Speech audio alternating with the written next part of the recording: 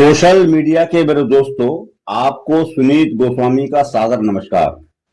दोस्तों, मानकर चलिए कि कोई पिता अपने पुत्र को अपनी जायदाद इसलिए नहीं सौंपता है क्योंकि वह किसी वचन से बंधा हुआ है, लेकिन पुत्र को जायदाद बनाने का तरीका बता सकता है। तो उस बेटे को क्या करना चाहिए? क्या पिता के विरोध में उतर जाना चाहिए या पिता का आभारी होना चाहिए? पिता दशरथ भी वचन से बंधे हुए होने के कारण राम को अयोध्या का राज्य नहीं दे सके थे।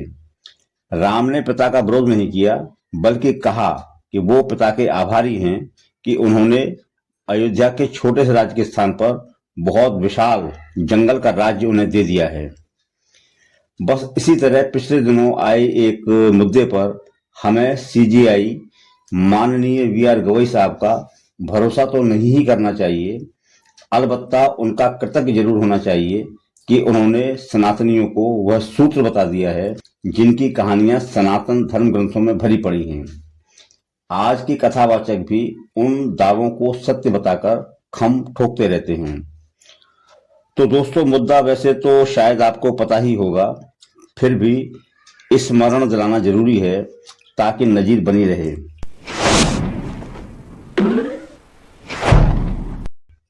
मुद्दा था खजुराहो के बामन मंदिर का।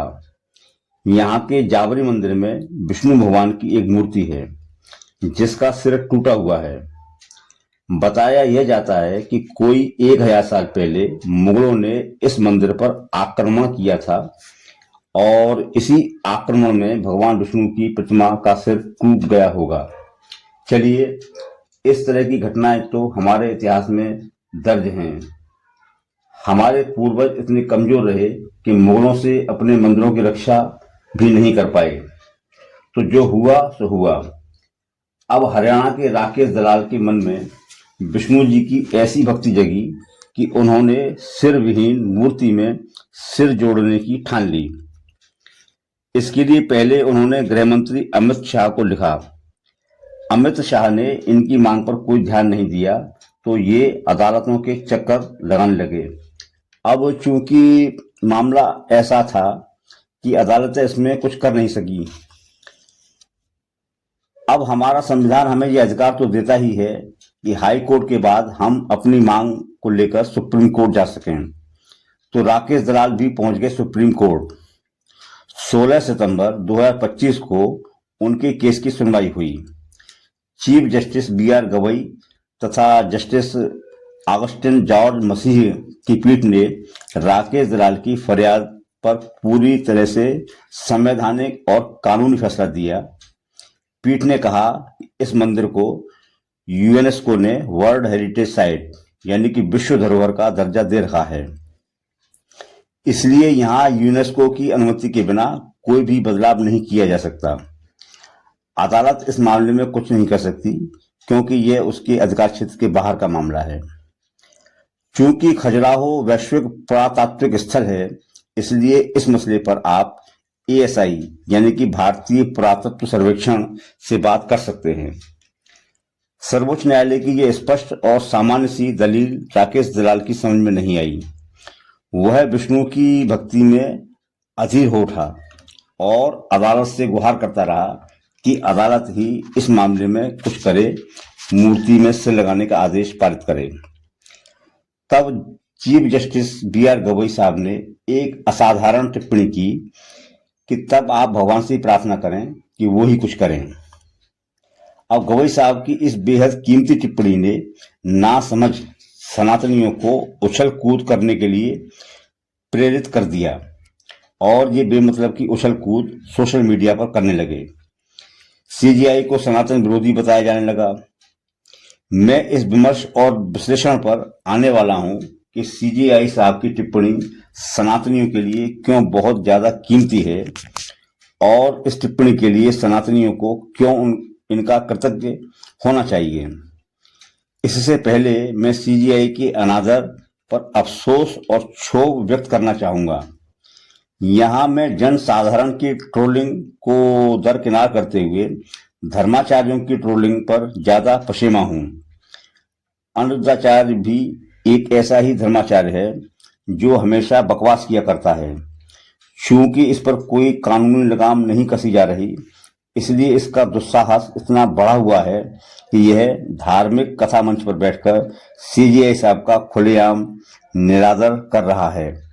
यह सीजीआई से कह रहा है कि जब हमें भगवान से ही न्याय लेना है तो तुम क्यों कुर्सी तोड़ रहे हो? तुम अदालत में रोटी तोड़ने आए हुए हो? यह अनुद्धाचार सीजीआई को अधर्मी बता रहा है और इस मामले को हिंदू मुसलमान में भी विभाजित कर रहा है। मैं डिस्क्रिप्शन में इसकी इस कथा का लिंक दे रहा हूं ताकि आप इसकी पूरी बकवास सुन सकें।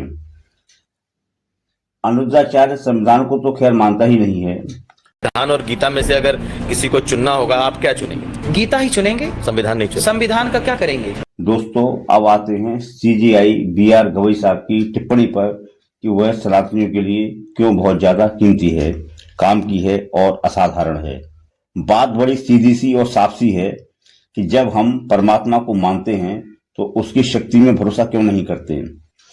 क्यों सनातनियों का भरोसा ईश्वर से की जाने वाली प्रार्थना में नहीं है? अगर राकेश दलाल, अनुद्धाचार्य और करोड़ों सनातनी ईश्वर से प्रार्थना करें तो ईश्वर की प्रेरणा से उन्हें यूनेस्को से यह अनुमति मिल सकती है कि मूर्ति में विष्णु का सिर लगवा दिया जाए। इस मामले में सीजीआई पर तो भरोसा नहीं किया जाना चाहिए क्योंकि वे संविधान, नियम और कानून से बाहर नहीं जा सकते। लेकिन सनातनियों को उनका कर्तव्य जरूर होना चाहिए कि उन्होंने सनातनियों को वह मजबूत रास्ता दिखा दिया है जिसे वे भूले हुए थे। सनातनी भूल चुके हैं कि इसी कलयुग में तुलसीदास अपनी आस्था से यह दिखा चुके हैं कि कैसे कृष्ण की मूर्ति में धनुष बाण आ गए थे। मीरा कृष्ण की मूर्ति में शरीर सहित समा चुकी थीं। हम भगवान की शक्ति के पौराणिक चमत्कारों को छोड़ भी दें तो इसी कलयुग के चमत्कारों को तो स्वीकार करेंगे या नहीं? मीरा को जहर दिया गया तो उनका कुछ नहीं बिगड़ा। तुलसी को अकबर ने बंदी बनाया तो बंदरों ने तमाशा खड़ा कर दिया। देवरा बाबा ने राजीव गांधी का आना रद्द करा दिया था। रैदास ने कठौती में से कंगन निकाल दिए थे। इसी वर्तमान युग में सैकड़ों ऐसे चमत्कार हैं जो लोगों की परमात्मा में आस्था, निष्ठा और भक्ति के चलते हुए हैं। तो इस मामले में ईश्वर अपनी शक्ति क्यों नहीं दिखा सकते? अगर सिर विहीन मूर्ति में विष्णु का सिर नहीं लग पाता है तो दो ही बातें हैं। एक, या तो भगवान की ऐसी इच्छा ही नहीं है और दूसरे, या फिर सनातनियों की प्रार्थना में कोई दम नहीं है। आज की चर्चा में दोस्तों बस इतना ही। मेरा आग्रह है कि ऐसी ही वैचारिक चर्चाओं में बने रहने के लिए मेरे चैनल को सब्सक्राइब करें, घंटी का बटन दबाएं और इस वीडियो को ज़्यादा से ज़्यादा शेयर करें। आपका बहुत बहुत आभारी, सुनील गोस्वामी।